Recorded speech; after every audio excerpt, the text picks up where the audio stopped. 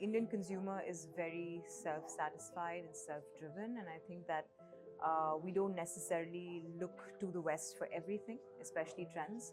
I think we function very independently as a market, and even our buying behavior is very, very independent. And I feel like a lot of people believe that we look to the West for everything that we do here in India, but it's actually quite the opposite. We like to form our own trends, respond to our own independent consumer behavior, and that's when we really are able to connect with a brand that does something that's closer to home. And I think that in India, we famously know that there are micro trends. There's many Indias within one India, and each of them have their own way of responding to what's happening around the globe, or not responding to what's happening around the globe. So I think in India, as we know, weddings, Bollywood, cricket will always be at the forefront of inspiration and of cultural movement and trends. But I don't think that we necessarily look to the West and mimic them all the time.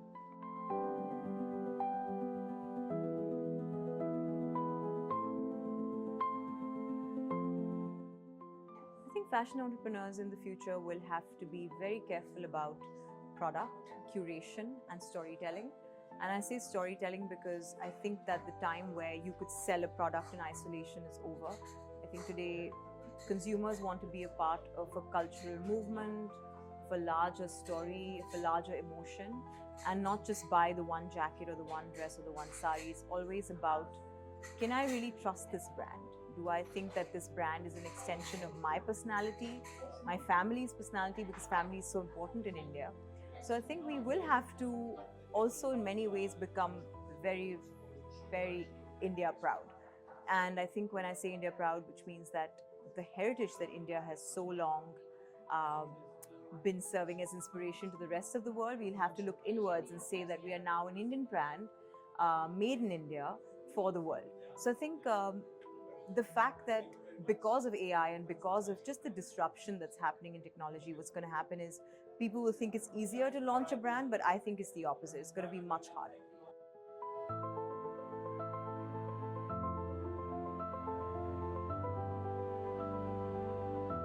I don't think that there could have been a more important time to be at this summit or for this summit to take place, because I think we all agree that we're at a very disruptive time in our industry.